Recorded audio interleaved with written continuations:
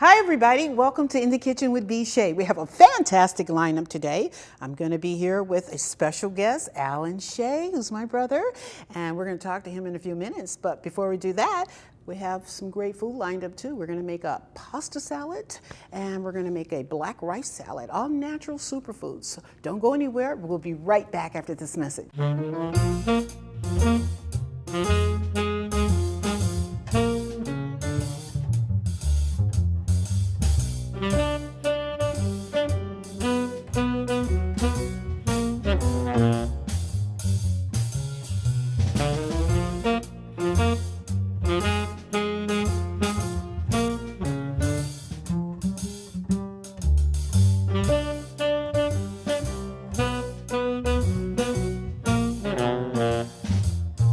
Hi everybody, welcome back to In the Kitchen with BShay. We have a fantastic lineup today. I have a new co-host, Shay, my brother. He's running for mayor. He's going to tell us all about it.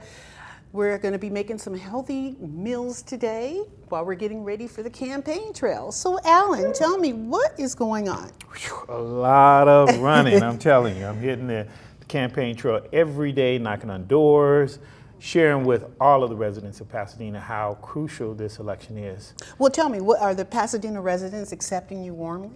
Well, you know, it's interesting because they have been accustomed to a great mayor, Mayor Bogart here, and he's been in office for 16 years, so that's going to be some big shoes to fill.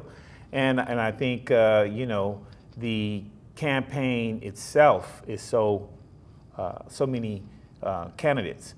So how many candidates? It's actually 6 candidates running. Oh, I thought it was actually 8 candidates. Well, it was a talk of 8, but actually there was only 6 that pulled their papers to run. And considering that, you know, we haven't really had a real election in which people had a chance to vet out candidates for the mayor, that it actually is a process that's been condensed because of the smaller time and because there's a lot of candidates running right now. So it's kind of hard for the residents and the voters to really vet out the candidates in a real broader spectrum. They have to kind of condense it either by what's being said at the forums or you know, what is being put in the papers, which in itself— This could be a little biased. Right, yeah. Right, it could be slanted. So what my strategy is really to get out and do the old-fashioned fundamental way, which is door knocking, and to make sure that the voters know me as a candidate, that I am passionate about Pasadena and I love the city. And as to my experience— Well, we're part of Pasadena. We're Absolutely. the fabric here, actually. We've been around a long time. Our mother had a business for many years. Almost 50 years. Almost 50 years, which is still in existence, and we're part of Pasadena. Absolutely. And it's just fantastic. Now, I know it's got to be a grueling task. And what has happened with your energy level and eating healthy to compete with what it takes to run for office? Well, I think that's a very important question, especially for your viewers, because one of the things that was instilled in us, and we were fortunate growing up, for most of your viewers who don't know, we're 12 children in our family, and 6 boys and I'm and number 6 7. girls. And I'm number 8, so you guys got to be careful on that. And so what basically happened growing up was our mom instilled in us 3 basic fundamentals that we had to know. One was certainly our health came first and foremost, because without that you couldn't embrace all the other challenges of life. Absolutely. Second, our credibility in the sense of community service, being involved in business, and also being able to carry out the challenges of business. And then third, hopefully people who aren't really in tune with this really know how important insurance is, to have some kind of assetto protection for their health, their investments, and other things. Absolutely, and then you're forgetting one of the main things, that it didn't seem like a chore because it was automatic. Exactly. And that's hard work. Right. I mean, watching my mom work, it Right. just made me, I was like, what? Right. She could do it, I know Right. I could do it. Exactly. And it's really, it's more easier said than done. Right. Because it's easy to throw your hat in when you don't want to do something. You just, you know, even a tea bag is nothing until it's dipped in hot water. Exactly. And that's when the flavor comes out. So with all these challenges and different things and the way the media is, people Yes. are, it could go either way. But Right. if you're constant, I think that you'll come out in the end. Right, and one of the things that I love about Pasadena when we moved here in '63 is the So how do you remember that? I don't even remember Well, I that. remember the exact date, and the reason God, why, I don't know yeah, how I was that happened. excited. You know, it was actually August 5th, 1963. Wow. So, and the reason why it was carved in my brains is because at that time, one, I had problems getting into school. Because September the school was supposed to start. Yeah, that's right. And unfortunately for me, when we moved to Pasadena, I hadn't been enrolled in elementary school at the time because I just turned 5. And so Yeah, and so that September is just such a... Right, so September I could not actually go to public school because I hadn't been a resident of California for a year. So I had to actually wait till the following year before I was able to. God, I didn't even know that. Yeah, so I actually had to wait till '64 instead of '63. And he's still going back because I couldn't come out the yard then, so that's well, But here's what I learned though from Pasadena, why it's such an incredible city for me, is because that was also the year that the Civil Rights Bill was passed, was '64, and that we became the first class that was part of the busing that was the result of that. So these things were always indelibly a part of my fundamental development growing up, part of Pasadena, and also harnessing on how great the city is. And certainly, as my sister would attest to, I was probably one of the most industrious of the siblings to make sure I gravitated towards service and also being a part of the academic development.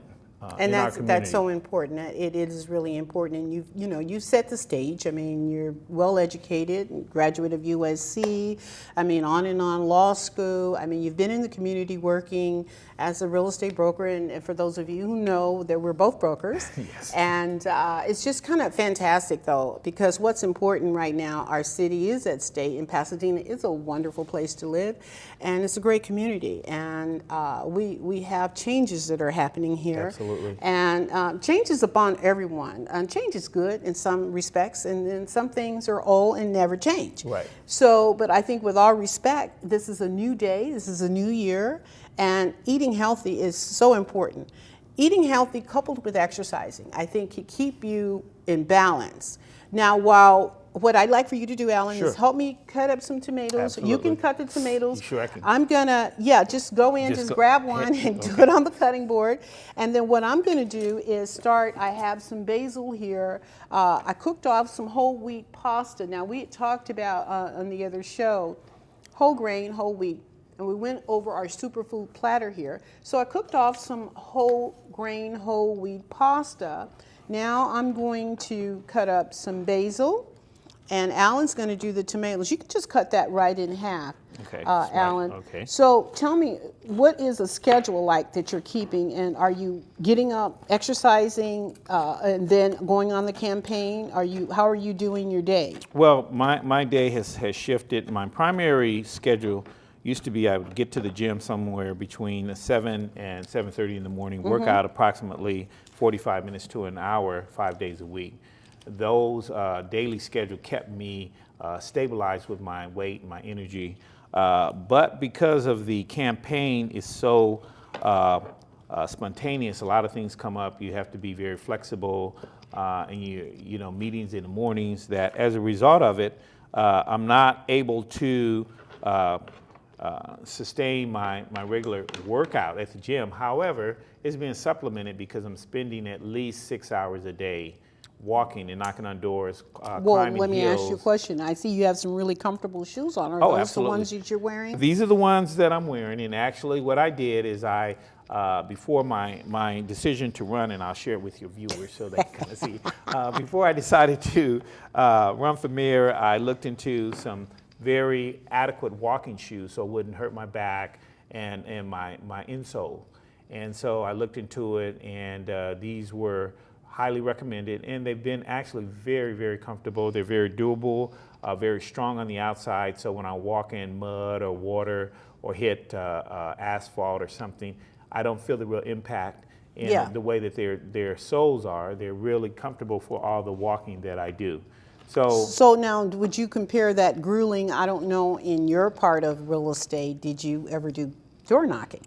Oh, absolutely. So is it as grueling as door knocking during going on the campaigning? Oh, it's much more. I mean, it's, you know, one of the elements that I've encouraged young people in my initiatives that I'm running with as far as my platform is concerned is civic engagement. And the reason why I've included that is so that young people can know how important their community is, so that if an opportunity presents itself to get involved with the political process and go door to door, the door to door walking is much more grueling than the door to door knocking for being a realtor. And the reason why is because you have to think. You better think. Right. You have to always think about the constituents that you're about to approach.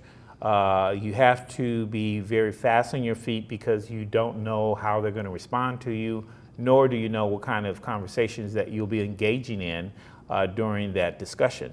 And, you know, certainly I have had multiple types of experiences. I've had experience where the police have been called on me for being in an area. Yeah, unfortunately. In and that Pasadena. happens in Pasadena. Probably in your own area you live in. You're absolutely right. So it's kind of interesting. So I've had that to be exposed to. I've had residents where they wouldn't open the door because they see I'm an African American. And I've had, you know, people who have welcomed me into their home, and we've had conversations for hours. I mean, literally. What's the common denominator in terms of a question that someone may ask you? Well, and we're talking, and I'm going to put a little kosher salt, and I like kosher salt because less sea salt, less is more. Right. You just need a little bit of the crystals in there, and as you top those tomatoes, what we're going to do, you can throw them in. Just go ahead and throw them in there, and then I'll need a few more. Yes, and he's talking. You were going to answer me and tell me about what is the common denominator of the questions that is asked of you. Well, I mean, really, the questions are broad. I think the most central question that people are concerned with now is really the $6.4 million embezzlement incident that took place here, right, at City Hall. A lot of people have really concerned themselves with how could that take place? How could an embezzlement occur for 11 years and without being discovered? I mean, well, is there any underlying evidence that or trails that would lead to that, or do you think it was covered up, or how do you think that even happened? You know, I couldn't even begin to speculate. The only thing that I could really encourage, you know, the viewers, as I do with the voters, is that, you know, I have to start with common sense and business models, and certainly business models would be that, of course, whomever is responsible, it always stems from where it originally started from. Whoever the origin was to set that account up was the motive that put it in place. Where would you like this to go? You can just, here. I'm going to let you put them on top of here as soon as I'm done. Okay. Well, that's kind of interesting. Well, you start with who put this account in motion. The likelihood is that came from, of course, the governing body who could authorize that. So that would be the starting point, which would unfortunately be, you know, you have to look at city council, and then you have to look at the administrator, city manager, and then, of course, the managers who's actually managing the account. That is the protocol. Portobello mushrooms I'm going to throw on top. Go ahead. Okay, so that's the normal protocol in business, and that's what would normally be processed.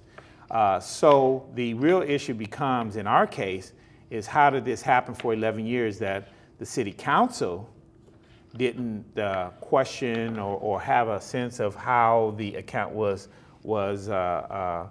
audited and the results. So that's more of the central focus. And of course, some of the questions that are brought up on the campaign trail is, you know, why didn't the city council have an annual evaluation of this account so that they know what was going on? And more than anything, the discovery of it, which was actually by accident, and that was due to the great work of one of our city council members, Margaret. MacArthur. MacArthur, right. Yeah.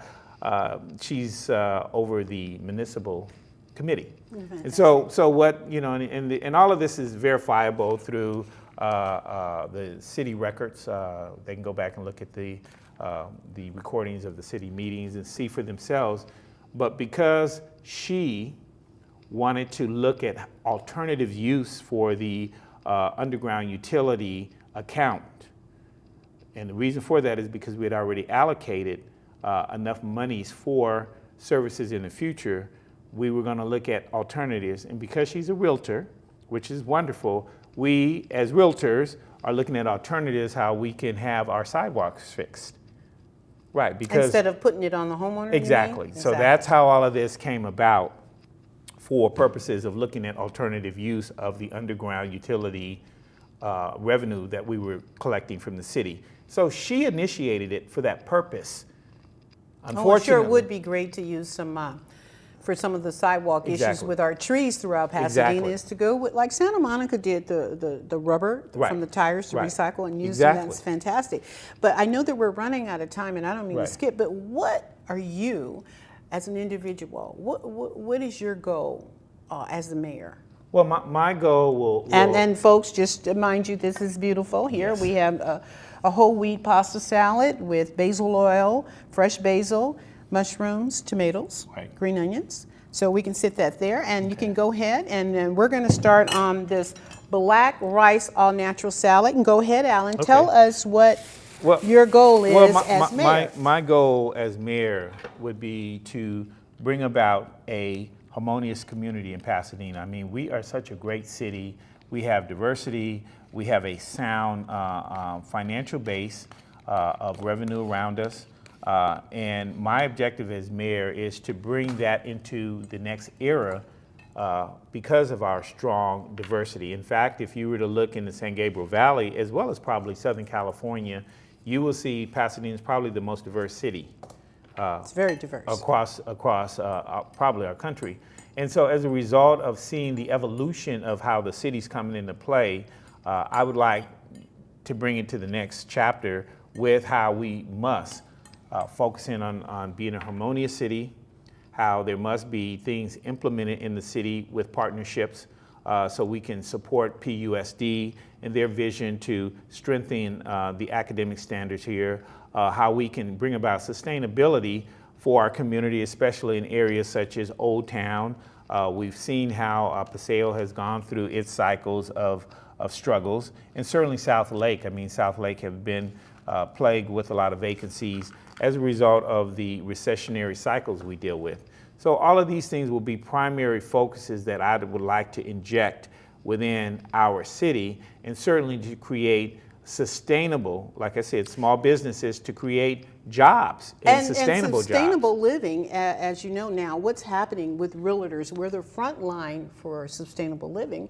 And I'm a green realtor, and what's happening now in Pasadena is definitely knee deep in it, because we have people here that recycle, that are into recycling, using the rebate system, saving water, going with the desert landscaping. I mean, really, if people understood you can get a rebate from the top to the bottom of the house, about $8,600 worth. And this is the way of the future, because you know, that money has been earmarked by Obama in the first administration, but it didn't get used. So now there's millions of dollars available, sustainable living. And for those homes, your house is actually worth more if it's a green label. So that is part of, and believe it or not, we have a lot of conscious people in Pasadena, and sustainable living is the future. You know, so that's something that's important, I believe, to Pasadena residents and what's happening in the future. And if I may interrupt you, because I want to let your viewers know that not only is it sustainable living, sustainable businesses, but a sustainable health. And that's what I love about my sister Barbara. She's always been a strong advocate of healthy living, a healthy lifestyle, and she certainly has been a strong advocate for me to, like I said, keep that as part of my way of life. And I certainly eat fruits and vegetables every day.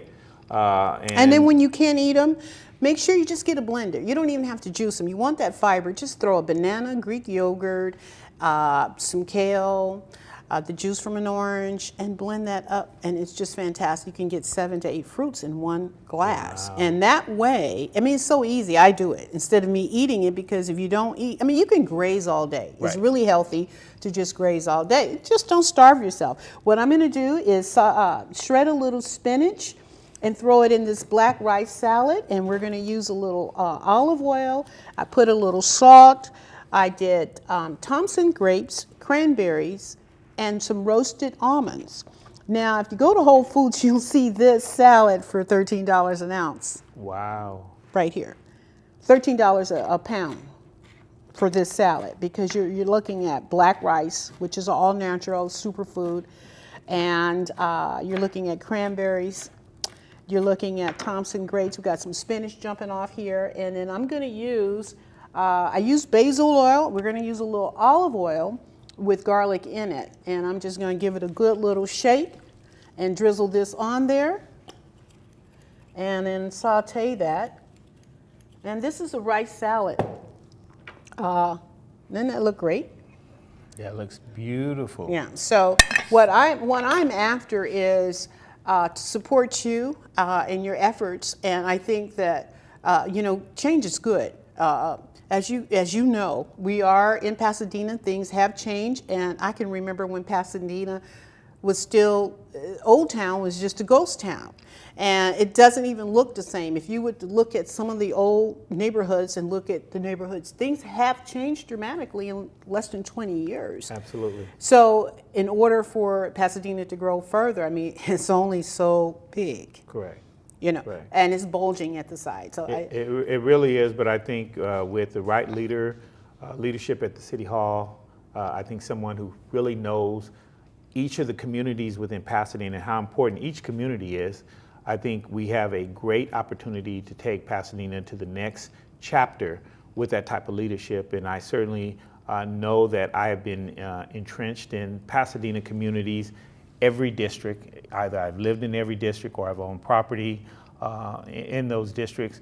And I'm passionate about making sure that each district have a opportunity to showcase what they're about, each gender, each person, to hear their voice and make sure that they have the opportunity to be really a part of Pasadena in the Pasadena experience. Well, the Pasadena experience is really fantastic. I mean, people always say, God, you're still here in Pasadena? Right. Yeah, I love Pasadena. It's fantastic. I mean, the weather, for one thing.